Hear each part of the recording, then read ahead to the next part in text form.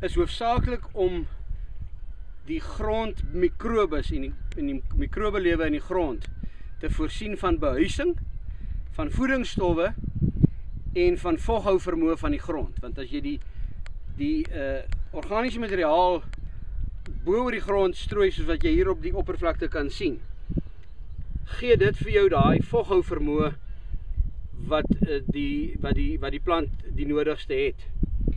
Ons rip die grond diep met 'n airruiter, maar ons versteur nie die boogrond nie.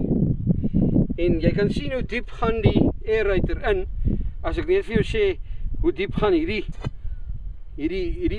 stuk yster in. En as ek hom meet, daar is ons so gelyk, dan is dit 'n goeie 400 mm sal ek skat. 400 mm wat die plantwortels kan groei en voedingsstowwe opneem, maar ook wat die vog kan opneem wat ons met die spulpunte besproei. Nou hierdie spesifieke spulpunt is 85 hektaar groot. En jy sal verstaan dat die neerslag aan die einde van die spulpunt is nogal kwaai. En jy moet daai vog kan hou, anders gaan die water afloop. Dit maak alles saam dra daartoe by dat ons 23 ton droommateriaal mieliekuilvoer per hektaar afhaal. Net na die mieliekuilvoer in Februarie plant ons haver.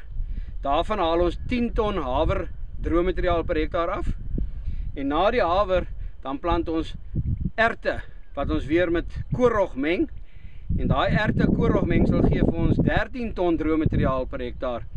So as jy bymekaar tel 23 plus 10, 33 plus 13 is omtrent, noem dit oor die 40 ton droommateriaal per hektaar per jaar met die kombinasie van die 3 gewasse. En ons kon nog nie meer as dit afhaal nie, maar ons is baie tevrede met daai opbrengs.